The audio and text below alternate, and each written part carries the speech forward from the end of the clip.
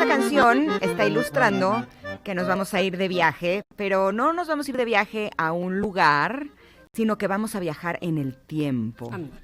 Esto cada vez se pone mejor. La verdad es que a mí una de las cosas que más me gusta de leer es precisamente eso, que tenemos la oportunidad de viajar a otros lugares, a otras épocas, pero en este momento nos vamos a enlazar con nuestro querido Sergio Almazán el Cocodrilo, porque él también nos lleva de viaje de una forma tan rica, tan a gusto, y más cuando nos va a llevar a tantos años atrás. Buenos días, Sergio, ¿cómo estás? Mi querida Ingrid, ¿cómo estás? ¿Y hoy sabes qué? ¿Qué? Las voy a llevar a viajar, además con aroma.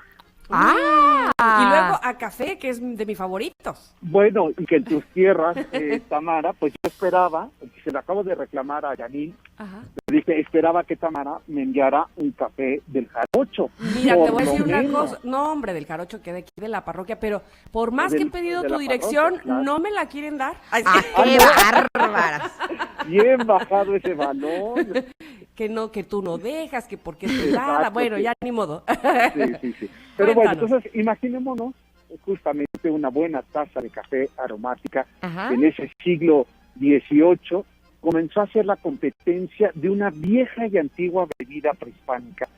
Y ya incluso no lo imaginamos el día de hoy que tuviera juicio el espumoso chocolate prehispánico, porque muchas de las mujeres criollas del siglo XVIII y XIX se empezaron a quejar de que sus nanas las engordaban dándole nada más 15 tazas de chocolate al día. Imagínate, nada más. 15 tazas, 15. Oye, pero aparte en esa época se tenían que poner corsé, ¿no? Pues imagínate, pues ya no cabían. Imagínate, qué No, pues horror. vivían en el Lo que baño, era además. eso, ya 15 no tazas de respiraban. chocolate. Entonces, le estoy diciendo un dato histórico muy relevante, porque dentro de los juicios inquisitoriales había un rubro que implicaba castigos menores, porque no recibían las grandes sanciones inquisitoriales, para fortuna nuestra, aquellas mujeres que servían tazas de chocolate a pues a las dueñas de aquellos palacetes coloniales, y que les gustaba tanto porque ellas las empezaron a combinar. Recuerden que antiguamente, como no teníamos vacas en ese territorio, pues no consumíamos lácteos.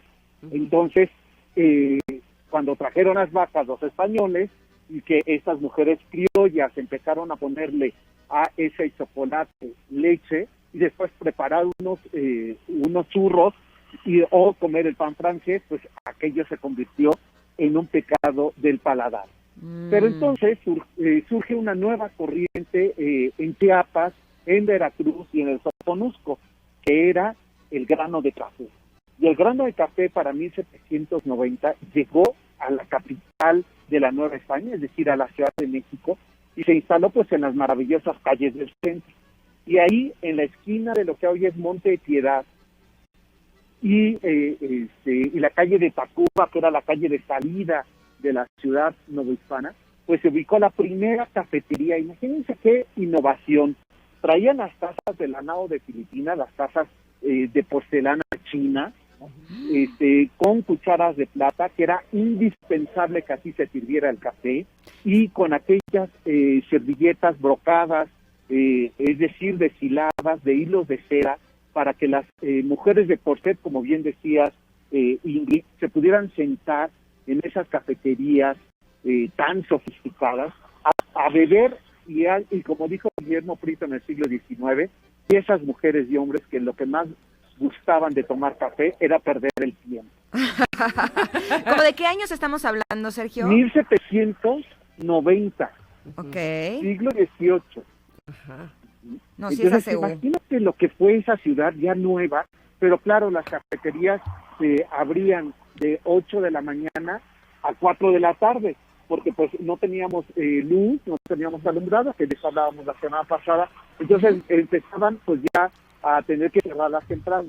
Para el siglo XIX, prácticamente la Ciudad de México era una cafetería. Había más de 50 cafeterías en toda la Ciudad de México, que no estaba del tamaño que la conocemos hoy. La Ciudad de México terminaba en Avenida Juárez y Reforma, donde está el edificio del Caballito, donde estuvo el antiguo Caballito. Ahí terminaba la Ciudad de México. Y para el otro lado, Y del otro lado, o sea, del lado oriente, terminaba atrás de Palacio Nacional, en el Mercado de la Merced.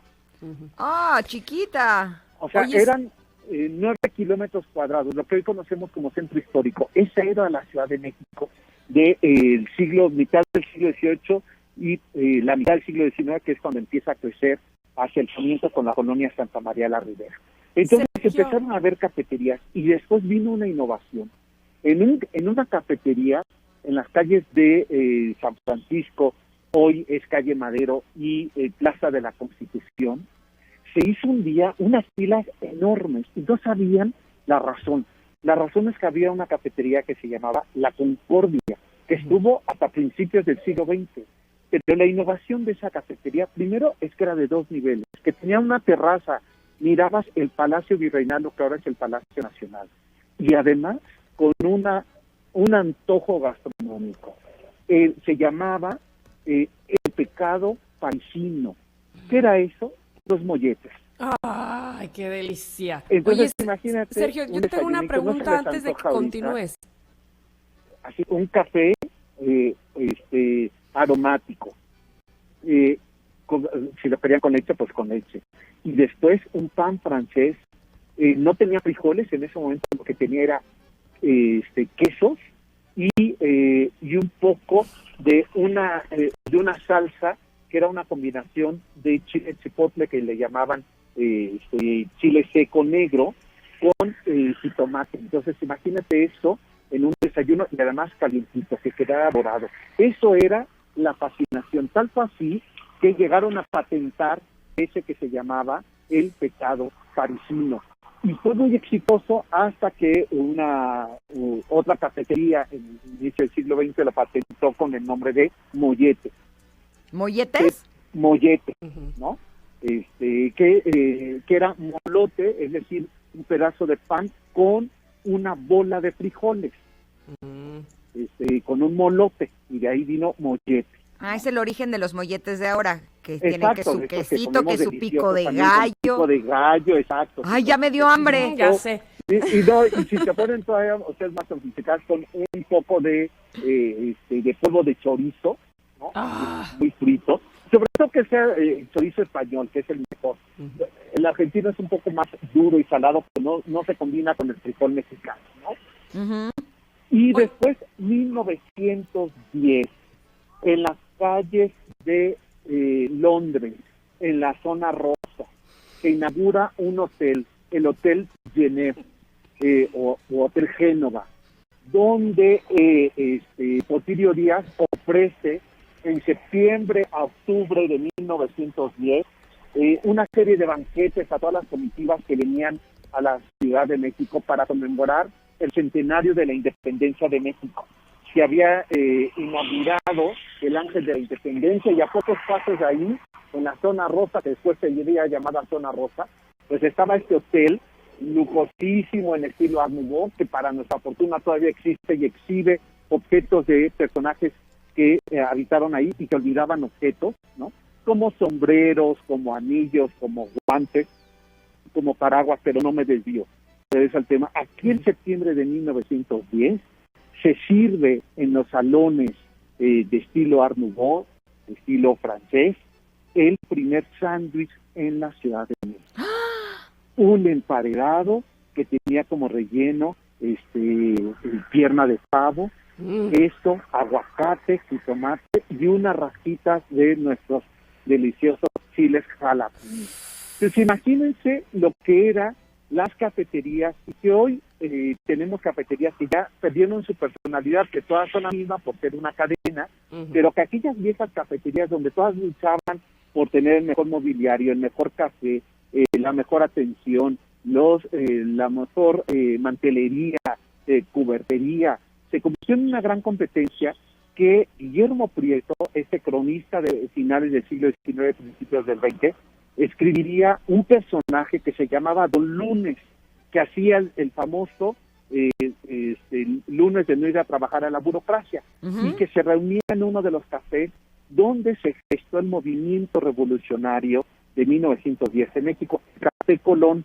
que todavía hasta mitad del siglo XX continuaba donde está la glorieta de Colón y Reforma, y ahí Madero y su esposa Sarita Pérez de Madero convocó a las niñas bien de los barrios vecinos de la Roma, de la colonia Cuauhtémoc y de la colonia Juárez, para que se unieran al movimiento democrático y derrocar a Porfirio Díaz en las elecciones de 1910. Entonces, si nos damos cuenta, las cafeterías que hoy nos resulta tan cotidiano y que, bueno, lamentablemente ahora poco las podemos visitar, excepto si tienen terrazas y guardando la distancia, ¿no? Pero que son el corazón y el alma social, política, cultural y hasta gastronómica de nuestra ciudad.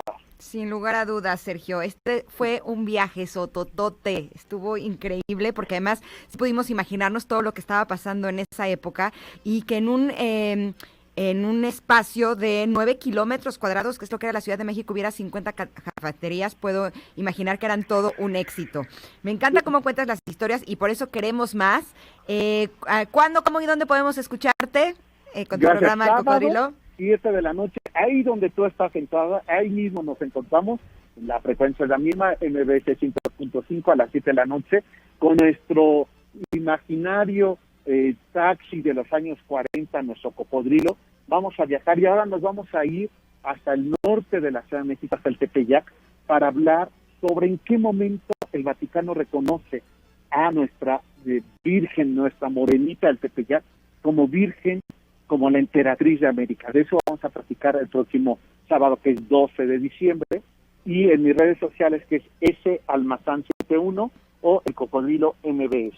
Perfecto. Oye, como petición especial, alguna vez yo fui contigo al castillo de Chapultepec y las historias que nos contaste del castillo fueron algo realmente espectacular. Me gustaría que pudiéramos compartirlo en algún momento con el público de Ingrid y Tamara, con todos nuestros connectors, porque fue algo realmente así de sueño. Nos fascinó pues a mí y a mis la hijos. Próxima semana, ¿te parece que Órale. recorramos el Paseo Imperial?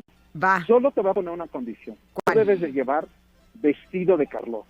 Órale. No, si no, Pero no puede vas a ser en mi poder, ¿no? imaginación. ¿Puede ser un postre de Carlota? Aunque Exacto, sea. puede ser, ándale, ese me parece mucho mejor. Va, que va, es un hecho. Y tú, Tamara, Sí. un abanico de Carlota. Ah, aquí abanico sí tengo, ¿cómo de que no? Sí, Venga. me parece muy bien. Gracias, Sergio. Gracias, Sergio. Un Abrazo abrazo. enorme.